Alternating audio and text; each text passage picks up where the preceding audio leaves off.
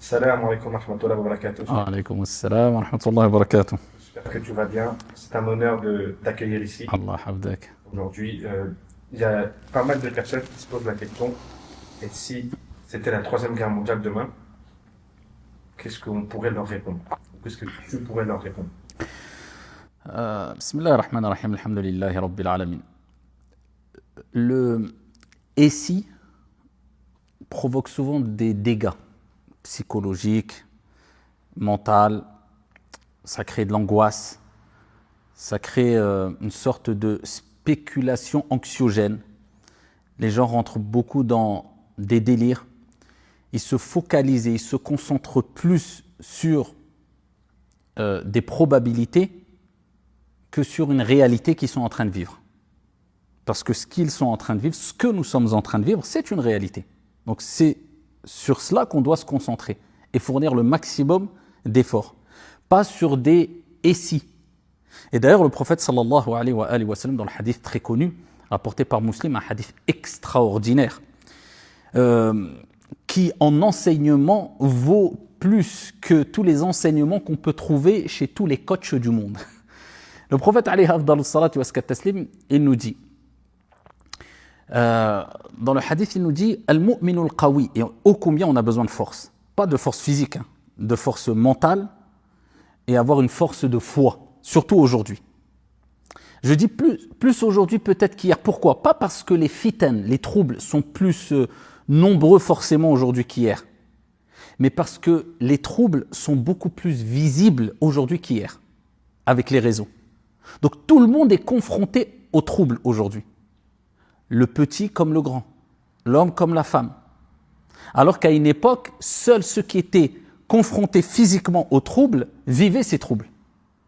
Ou on les entendait ici et là, des informations qui nous venaient d'ici et là. Mais là, aujourd'hui, tout le monde a accès à tout ce qui se passe dans le monde. Donc, ô combien on a besoin d'être fort. Et le prophète, alayhi salatu wassalam, il nous motive.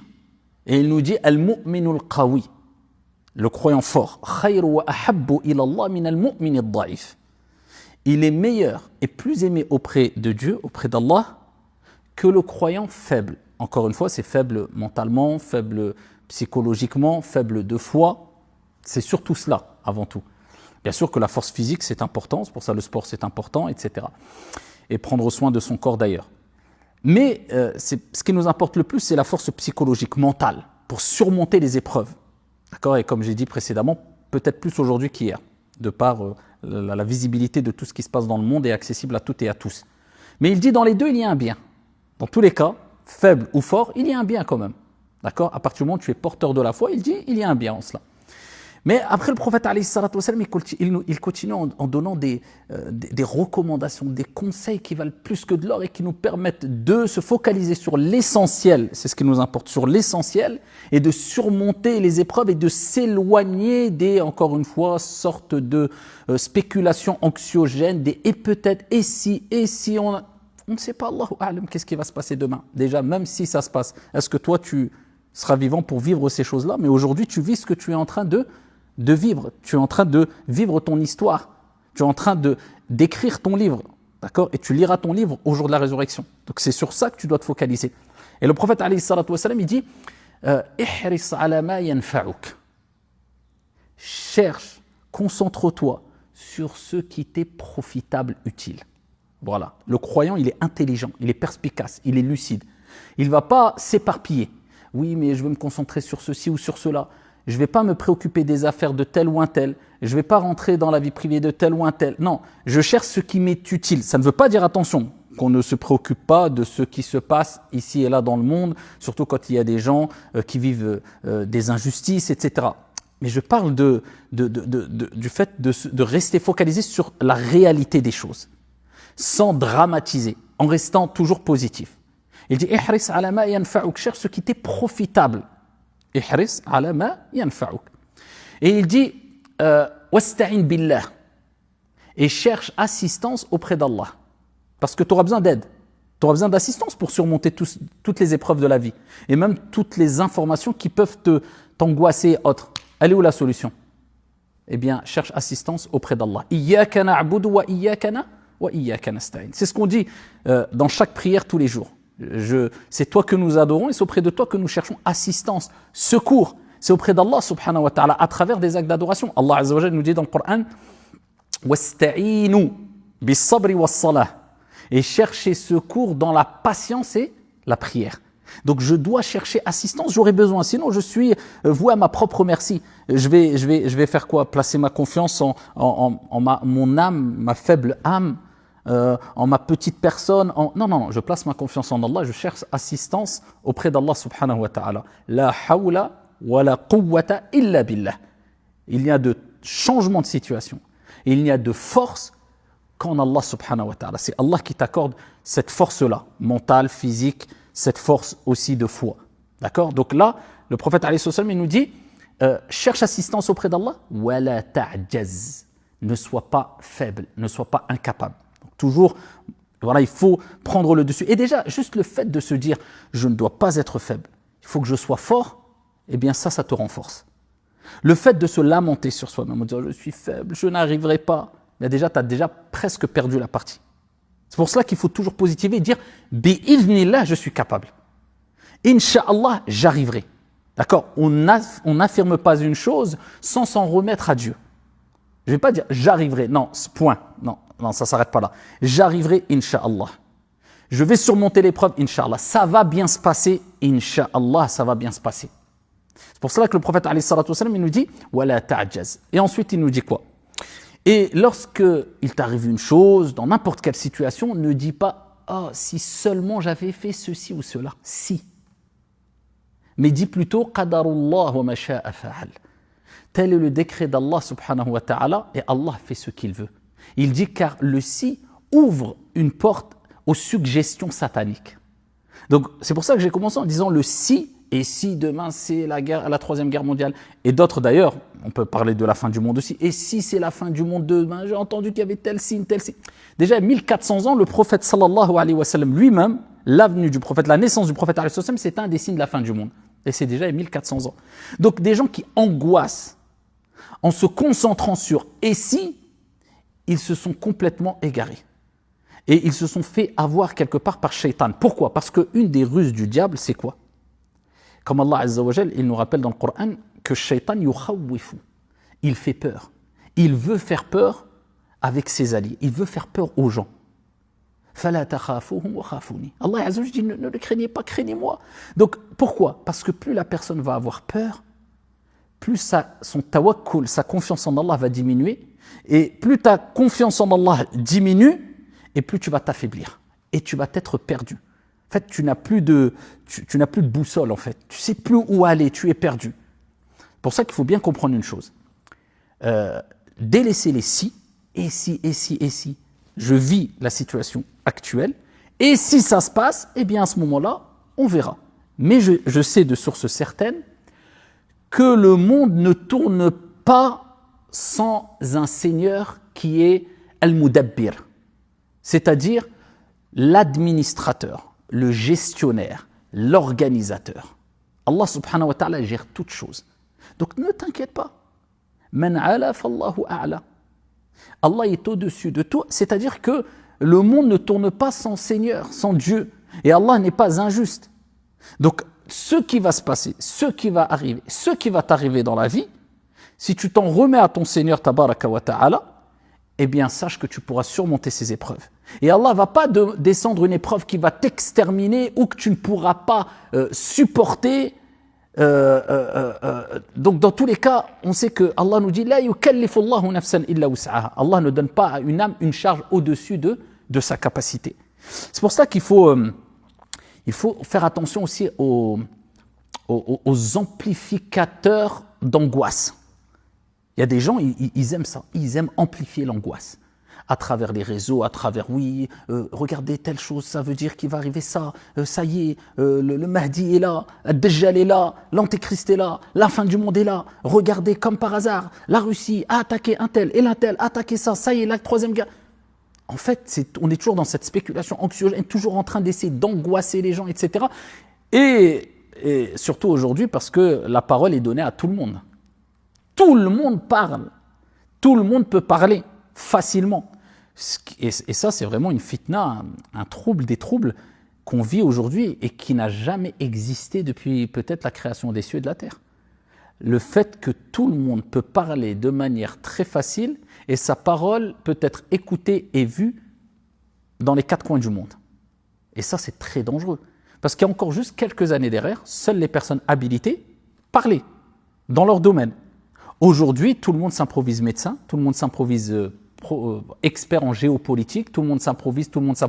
Et donc, les monsieur tout le monde, les gens lambda, on entend de tout et de rien. Et comment faire le tri entre les fake news, entre les gens qui disent n'importe quoi, entre les gens qui sont en train d'amplifier l'angoisse, entre et c'est pour cela que même on est arrivé à un stade où c'est tellement répandu qu'on impose même aujourd'hui aux religieux, entre guillemets, prêcheurs, imams, savants, de commenter tout sur tout. C'est comme si, en fait, celui qui ne commentait pas l'actualité chaque jour était égaré. Celui qui ne commentait pas les nouveaux événements politiques, il était égaré, ou alors il ne pensait pas à la communauté, il était égoïste, Et on rentre dans un engrenage, un cercle vicieux et infernal, et on n'en finit plus. Tu vas commenter une fois une actualité parce que ça a une relation avec la communauté, mais si tu ne commentes pas après une deuxième fois une actualité, ils vont dire pourquoi tu as commenté la dernière fois et pas maintenant, essaye. Et voilà, il faut que tu aies 15 casquettes. Moi, je l'ai toujours dit, ceux qui pensent que, par exemple, moi personnellement, après chacun est libre de faire ce qu'il veut, à travers ma chaîne YouTube par exemple, ou à travers mes prêches, je vais commenter toutes les actualités, ou je vais rentrer dans de la politique, moi je leur conseille d'aller allumer la télé, d'aller regarder des chaînes, pour pas leur faire de pub, des chaînes d'infos en continu. Moi je m'appelle pas, il n'y a pas écrit ici BFM, il n'y a pas écrit CNews, il n'y a pas écrit... ça ne veut pas dire encore une fois qu'il y a des choses qu'on ne doit pas dire quand il y a des injustices ici et là, ou quand ça touche la communauté, ou donner des conseils, mais d'en faire une règle générale, ou de devenir, l'imam devient un politicien, moi ça m'intéresse pas. Et les gens se perdent dans ça, chacun sa place. Et c'est parce que maintenant, on voit qu'il y a une facilité, et les gens pensent, dans la communication, dans le fait de parler à travers les réseaux, les gens pensent que tout le monde peut parler de tout. Moi je suis pas expert en géopolitique.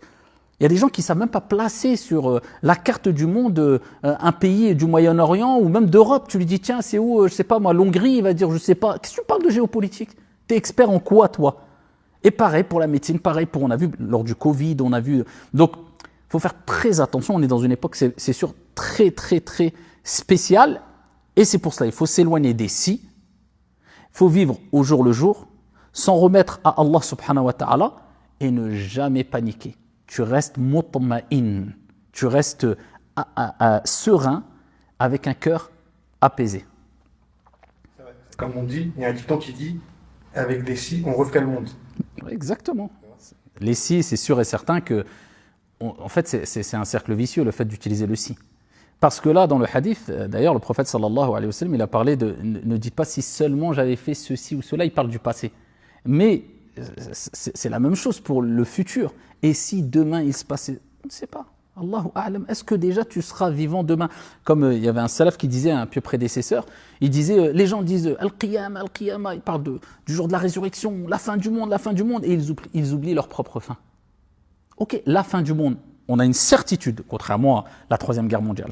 Allahu a'lam. Mais la fin du monde, nous en tant que musulmans, on a une certitude qu'elle aura lieu. Quand, on ne sait pas.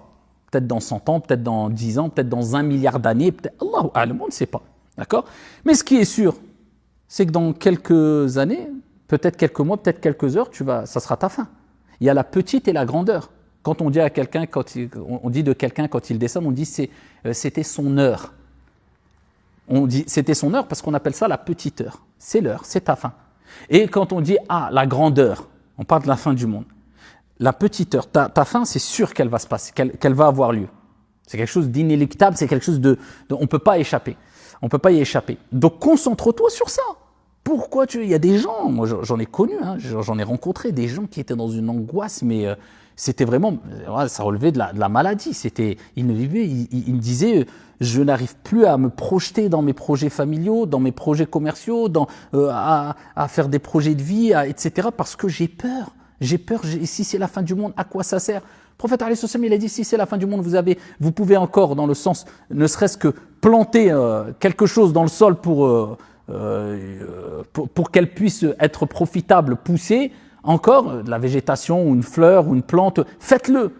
Pour dire, même si, allez, on est dans la fin du monde, n'arrête pas d'agir et d'essayer d'être profitable.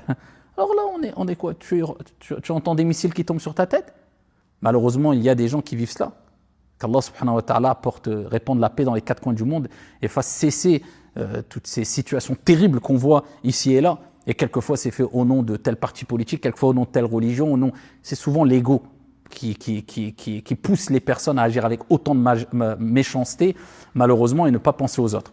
En tout cas, voilà, tu sors de chez toi, tu peux agir dans la tranquillité, te projeter sans oublier l'au-delà. Mais pourquoi tu veux ici te projeter dans une situation qui peut-être n'existera pas et qui va ne faire qu'accroître l'angoisse? Wallahu a'lam. Après, j'aimerais revenir aussi sur un point important. Tu as dit, c'était les pseudo youtubeurs ou les pseudo tiktokers qui s'improvisent experts. Donc on dira plus les pseudo-experts plutôt que pseudo-youtubeurs. Voilà, exactement. Qui s'improvisent un peu, je sais pas, En fait, et que les gens les suivent, à corps et âme, qui les suivent et qui. Parce qu'en fait, les gens sont en perte de repères aujourd'hui. Ils cherchent aussi absolument des gens qui vont pouvoir les rassurer, les réconforter psychologiquement. Ils sont tellement... Après, c'est des gens souvent qui sont faibles d'esprit. Des gens, quelquefois, qui sont dotés de bonnes intentions. Ils ont des bonnes intentions. Et quand ils voient, par exemple, si on prend ce sujet précis, ce qui se passe dans le monde, ils se sentent impuissants. Ils veulent aider, ne serait-ce que, je sais pas moi, venir en aide de manière humanitaire. Ils aimeraient bien que ces gens qui meurent de faim puissent manger. Ils aimeraient bien que la guerre s'arrête. Ils aimeraient bien que ceci et cela. Ils ne savent pas comment pouvoir venir en aide. Et donc, toute personne qui vient et qui parle bien et qui prétend venir avec des vérités et avec des solutions, ils sont tellement en perte de repères et en perte de référence qui les rassurerait que n'importe qui vient peut jouer ce rôle-là et il tombe dans le panneau. C'est un peu à cause, je ne vais pas dire de ces pseudo-experts, mais c'est plus à cause de la faiblesse d'esprit, même si l'intention est bonne, de certaines personnes qui sont dotées d'une bonne intention et qui sont beaucoup pris par les émotions. Et ça c'est très dangereux. Le fait de suivre ses émotions, de réagir avec émotion. Parce que, comme disait Hudhayfa radiyallahu anhu arda et d'autres parmi les compagnons, il disait la personne dotée de clairvoyance de science voit le fitna avant qu'elle arrive. Tandis que l'ignorant se rend compte et voit la fitna quand elle est arrivée. Mais c'est trop tard. C'est pour ça que quand on entend des savants qui disent calme, on ne réagit pas comme ça. Certains disent oui, vous continuez à parler des menstrues et continuez à parler du respect avec les parents, vous n'avez rien compris. Et lui, il n'a rien compris. Il n'a pas compris que Inna Allah la yughayyiru ma biqawmin hatta yughayyiru ma bi anfusihim. Allah veut quoi que ce soit, il dit sois et c'est. Pourquoi il ne le fait pas? Parce qu'il veut que ça vienne de toi. Et qu'est-ce qu'il attend de toi? Il attend que toi, tu sois une personne qui t'est réformée, qui soit utile et profitable pour les gens.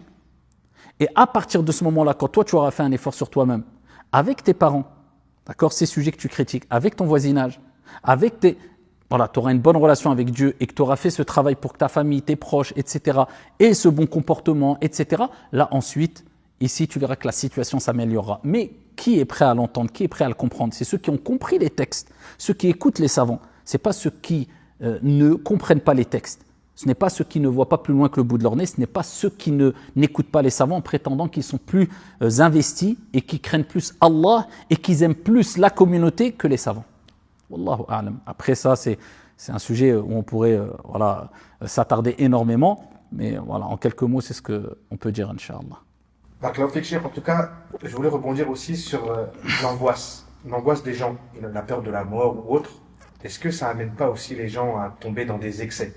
Que ce soit les drogues, ou l'alcool ou autre chose. Bien sûr, ça rejoint un peu ce que j'ai dit précédemment.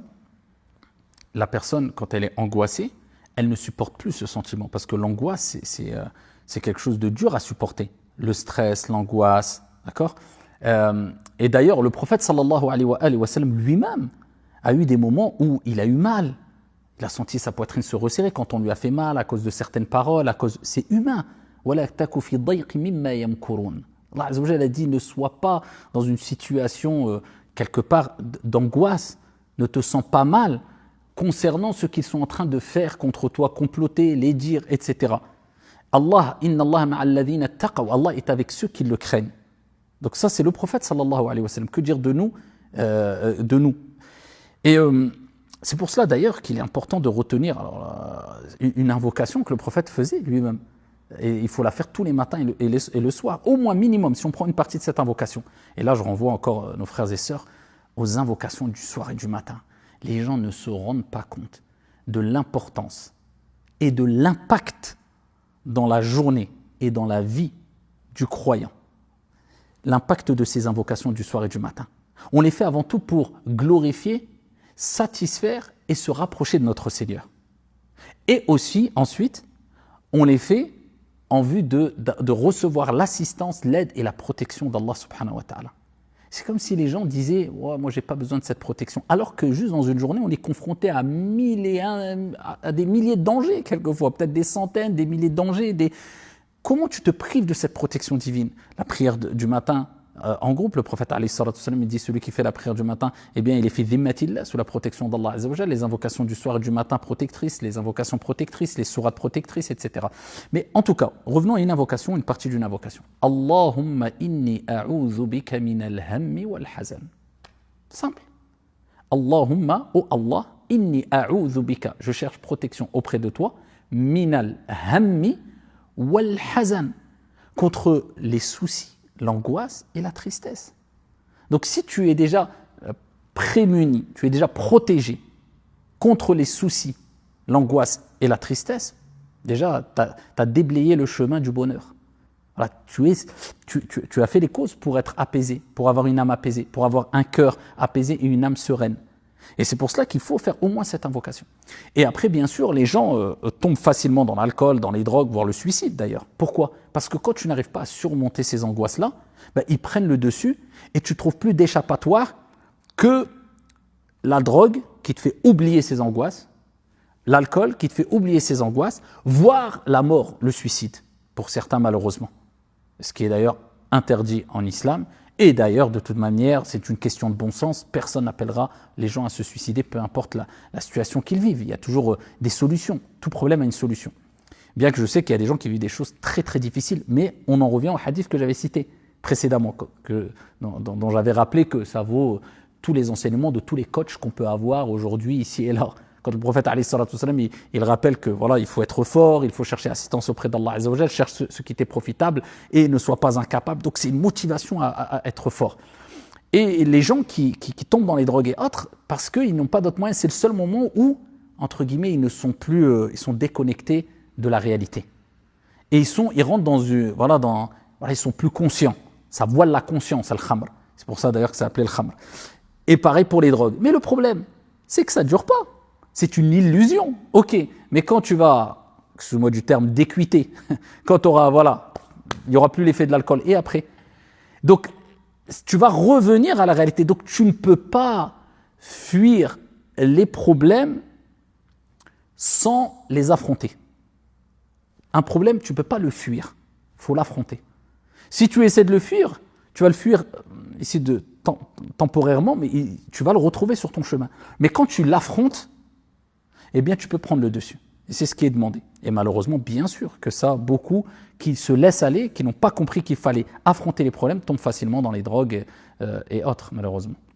C'est exactement ça. C'est vrai que les gens qui, malheureusement, qui fument des drogues ou qui boivent de l'alcool, le problème n'est que repoussé. Exactement. Ça fait oublier les problèmes pendant un petit moment et au final, ça revient encore pire. Et d'ailleurs, on voit qu'il y a des gens qui se sentent... très forts quand ils ont bu de l'alcool. On les voit. Ils se prend pour je ne sais qui, moi. Donc, quand il a bu de l'alcool, il est prêt à se battre contre tout le monde. Parce que les gens recherchent cette force aussi. Mais cette force, elle ne se trouve pas parce que, ok, tu te sens fort. Tu es prêt à te battre avec n'importe qui. Mais tu vas tomber sur une personne qui s'est un peu tapé, il va te mettre un KO. Toi, tu croyais et tu pensais que t'en prenais 10 comme lui. C'est facile, mais il va te mettre un KO. Donc, là, c'est une illusion. D'accord? La force, elle ne se trouve pas dans ces choses illusoires. Elle se trouve dans la réalité, dans la force mentale et dans le fait de te dire, je peux surmonter l'épreuve, bi'idhnillah. Ça désinhibe, l'alcool désinhibe, et ce qui fait que la personne se croit au-dessus de tout. Exactement. Et après, elle redescend sur terre, elle dit ah ouais. Et après, il y a les séquelles parce qu'il s'est fait frapper, il s'est fait. Après, il se réveille le lendemain, il est pas bien. Exactement, en plus. Donc, et tous ces sujets, quel impact ça a sur nous, les jeunes et les plus vieux? Bah, tous ces sujets, de toute façon, tous ces sujets-là, le problème c'est quoi? C'est qu'aujourd'hui, il y a un excès d'informations à répétition sur les réseaux sociaux avec maintenant le fameux scroll. Maintenant, ça, tout va vite. Et ça, les gens ne se rendent pas compte que c'est extrêmement nocif pour le cerveau et pour l'humain. Parce que tu t'imagines, à une époque, encore une fois, il n'y a pas 100 ans. Nous, je pense, on est la dernière génération qui pourront dire nous, on a connu le monde sans réseaux sociaux. Et peut-être nos enfants, quand ils vont grandir, ils vont dire quoi? Il n'y avait pas d'Internet, il n'y avait pas de réseaux sociaux. Et oui, il n'y avait pas d'Internet, pas de réseaux sociaux. Donc, il y a quelques années en arrière, l'illicite, les choses illicites, par exemple, des comportements déplacés, la violence, le meurtre, etc. Toutes les choses violentes, mauvaises, interdites, etc. Fallait les vivre pour les voir. Fallait les vivre physiquement. Mais aujourd'hui, tu n'as plus besoin. Donc c'est pour cela que les gens étaient préservés. Qui avait vu quelqu'un de mort devant lui? C'était très rare. Qui avait vu quelqu'un se bagarrer? Fallait voir deux personnes se bagarrer. Qui avait vu quelqu'un insulter? Fallait les voir, les deux insulter. Qui avait vu quelqu'un faire des péchés zina, etc. Il fallait le voir. En fait, c'était toi qui allais vers les choses ou bien même vers l'illicite. Mais maintenant, tout s'est inversé. Maintenant, n'importe qui a un téléphone et qui a accès aux réseaux sociaux, ce que toi, tu as vu tout au long de ta vie, pendant 30 ans ou 20 ans, lui, il va les voir en 5 minutes. Et de manière répétée. Donc lui, il pense qu'il supporte tout cela. L'assimilation de toutes ces informations, de toutes ces choses violentes, mais ça, le cerveau, il n'est pas prêt et il n'est pas fait pour ça. Le cerveau, il est fait pour se concentrer, se concentrer sur des choses utiles, profitables, etc., etc. Mais si tu envoies plein d'informations violentes, répétitives, regarde juste ceux qui regardent beaucoup les informations. Ils ont un comportement que je dis, oh là là, je préfère, écoute, je me préserve, c'est toxique, moi je me préserve, j'arrête de regarder les informations parce que ça c'est les informations qui durent 20 minutes, 30 minutes, voilà, le journal de 20 heures, pour ceux qui regardent maintenant, ou alors maintenant ils ont mis les chaînes d'infos continues, donc voilà, et là on est passé et là, toutes les violences que tu peux t'imaginer, tu les vois sur le net. Toutes les choses, même haram, illicites que tu peux t'imaginer, tu les vois facilement sur le net. Donc on rentre dans une banalisation. Et quand tu banalises une chose, cette chose-là, voilà, ça te fait ni chaud ni froid de la voir. Et c'est pour cela, d'ailleurs, on peut dériver sur le fait que maintenant, l'illicite, le haram, il est devenu banalisé. Parce que dans les réseaux sociaux, on le voit de jour comme de nuit. Avant, quelqu'un qui allait voir 5% de ce qu'il voit sur les réseaux sociaux, le voyait, il aurait été choqué, il aurait dit « Non, la honte, a'oudhu billah, astaghfirullah. » Mais non, c'est rien. Attends, j'ai vu pire. Et donc, comme tout le monde voit des choses catastrophiques, violentes, des choses haram sur les réseaux, tout le monde essaye de rentrer dans une surenchère. Non, il faut faire plus pour pouvoir attirer. Non, il faut que j'en fasse encore plus parce que sinon ça va être trop banal. Tout le monde a déjà vu et tout le monde essaie de faire des choses de plus en plus à l'extrême. Les gens dans des excès, il y a des gens qui se suicident sur les réseaux, en live, il y a des gens qui tuent et ils mettent ça en live. Vous imaginez la violence, l'impact que ça a. Et ça, c'est destructeur. D'un point de vue religieux, par exemple, quand je parle des choses illicites, on voit très bien maintenant la banalisation du haram. Et d'ailleurs, subhanallah, il y a une parole qui est attribuée à, si je ne me trompe pas, c'est Soufiane ibn Uyayna qui rapporte de Luqman al-Hakim qui avait dit... quand on lui a posé la question « Ayyun nas shar » qui sont les gens les plus mauvais? Il dit « Alladhi la yubali » celui qui ne se soucie pas « An yarahu nas musi'an » il ne se soucie pas, ça ne le fait ni chaud ni froid que les gens le voient en train de faire le mal, en train de désobéir. Et on n'est pas dedans. Des gens même au nom de leur religiosité, de leur appartenance à l'islam, hommes ou femmes, sur les réseaux, ils font des choses illicites. Et c'est comme si la chose ne concernait pas tous ces textes-là. Vous le pensez comme insignifiant alors qu'auprès d'Allah c'est grave. Et les gens font des choses, ils ne se rendent pas compte, ils ne méditent même pas sur ce qu'ils font. Ils ne se disent pas, est-ce que ma page Facebook, ma page Instagram, ma page TikTok, ça sera un argument pour ou contre moi au jour de la résurrection? Est-ce que je suis la cause d'avoir instauré une bonne sunna ou une mauvaise sunna, c'est-à-dire une voie? Est-ce que j'attire les gens vers une bonne voie ou vers la mauvaise voie? Est-ce que les gens, quand ils ouvrent ma page, est-ce que je prends des péchés parce que je suis en train de faire la promotion des choses illicites, ou au contraire, je prends des bonnes actions parce que je suis en train de faire la promotion de bonnes actions? Est-ce que mon compteur de hasanat tourne pendant que je dors grâce à mes pages, ou est-ce que c'est l'inverse? Est-ce que demain, quand je vais mourir, est-ce que mon compteur de hasanat va tourner ou pas? Est-ce qu'ils se soucient même pas? Et ça ne les préoccupe pas parce que maintenant, c'est au grand jour. Ça veut dire qu'il n'y a plus de cette retenue, de se dire, ouais, mais tout le monde voit ce que je fais. Eh bien, comme l'avait dit Luqman. Et pareil pour la violence. Là, aujourd'hui, la violence est tellement visible et présente sur les réseaux sociaux que c'est devenu banal et que en fait, ça a enlevé l'empathie et la compassion et un minimum d'humanisme chez certains. Et c'est ce qu'on a entendu récemment et on a vu. Ça, c'est un exemple parmi tant d'autres, malheureusement. Le jeune de 13 ans, 14 ans qui a tué sa surveillante. Qui a tué sa surveillante, 14 ans, sa surveillante. En fait, si ce n'est pas la banalisation de la violence qui est visible sur les réseaux, moi je vois pas ça peut être quoi. Bien sûr, il y a plusieurs paramètres qui rentrent en compte. Attention, l'éducation qu'il y a eu, est-ce que la personne a eu des troubles, est-ce qu'il y a eu il y a plusieurs choses. Mais en tout cas, je pense que ça a vraiment, ici, une des principales causes, je pense que c'est beaucoup le mal qui est véhiculé sur les réseaux sociaux. Et d'ailleurs, je trouve très louable la loi qu'ils veulent faire adopter sur le fait d'interdire au moins de 15 ans l'accès au réseau, etc. Bien sûr, parce que même après 15 ans, déjà, c'est violent. Alors imagine-toi des petits de 8 ans, 9 ans qui ont accès aux réseaux sociaux, donc qui ont accès quelque part à la violence, à des bagarres, à des meurtres, et il y a des gens qui sont partis même dans des groupes extrémistes au nom de la religion. Il y a des gens qui ont dérivé dans en fait, les émotions ont parlé. On joue facilement avec les personnes qui regardent, puisque comme on l'a dit précédemment, il y a des gens faibles d'esprit qui culpabilisent. On fait culpabiliser les gens. C'est très dangereux. Là encore, il y a quelques jours, il y avait pas aussi un groupe d'enfants qui a été attrapé avec 3 couteaux. Il voulait tuer sa maîtresse. Enfant de 8 ans avec 3 couteaux dans le sac, il voulait tuer sa maîtresse. Et ça a commencé par quoi? Déjà aussi, comme je le disais souvent, c'est le fait de grignoter sur le respect. Nous, comme je disais avant, il y a quelques années, nous, par exemple, nos enseignantes, on les appelait jamais par leur prénom. Parce que c'était par rapport à ce qu'ils représentent. Maître, maîtresse, etc. On était quand même reconnaissants, bien qu'on n'était pas toujours les plus sages en classe, mais quand même, il y avait cette reconnaissance de « c'est quelqu'un qui m'enseigne ».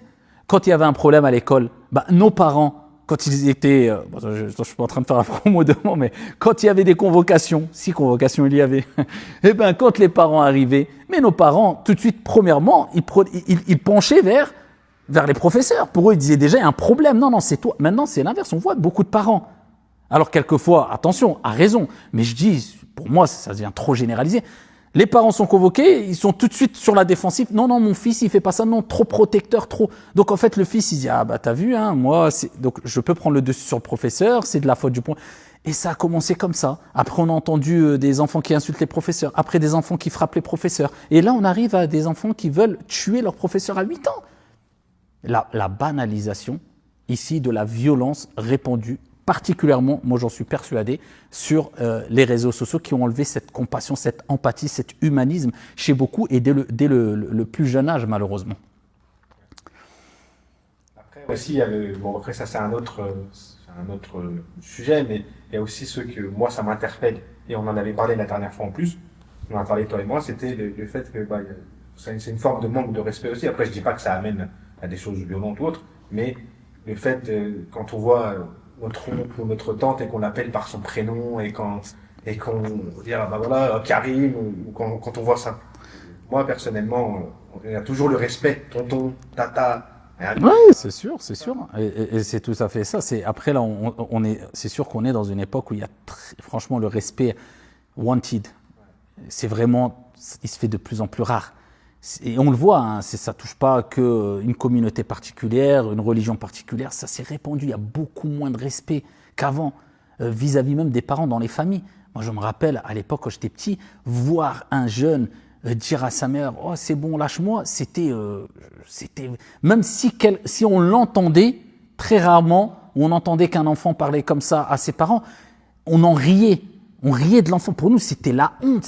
Maintenant, c'est devenu banal. C'est-à-dire qu'on a inversé les rôles. Les enfants qui font culpabiliser les parents. Bon, ça, c'est un autre sujet, hein, mais on voit qu'il n'y a plus de respect même envers les propres parents. Donc, quand il n'y a plus de respect envers les propres parents, qu'est-ce qu'on attend de cet enfant qui respecte son oncle et ses tantes? Et s'il ne respecte pas ses parents ni ses oncles et ses tantes, on attend quoi? Qu'il respecte quoi? L'enseignant, l'enseignante, qui respecte l'autorité, qui respecte le... Voilà, il y a des... En fait, l'irrespect s'est répandu énormément et moi, je pense que c'est vraiment un poison. Ça, le fait que de plus en plus de personnes n'ont plus ce comportement respectueux. Comme tu dis, c'est un signe parmi tant d'autres, c'est pas le plus grave, mais que voilà, on interpelle maintenant par les prénoms. C'est représentatif en fait, c'est révélateur plutôt. Oui, le père, on l'appelle par son prénom, après l'oncle, après nous, même aujourd'hui, j'ai passé la quarantaine. Moi, je vois des personnes plus âgées que moi, qui avaient l'âge de mon père, ou un peu moins, ou un peu plus. On les appelle toujours Ammé ou le Hajj. C'est normal. En français, c'est tonton ou mon oncle ou Al-Hajj. C'est comme cela, par respect. On embrasse la tête. Là, maintenant, peut-être le fils, il va voir son père, il lui fait un check. Ouais, salut, tac, check. Parce que les parents aussi, des fois, ils sont encore... On a appelé aussi des gamins aussi. Exactement. Comme je disais une fois, c'était si tu veux éduquer ton enfant, éduque avant l'enfant qui est en toi.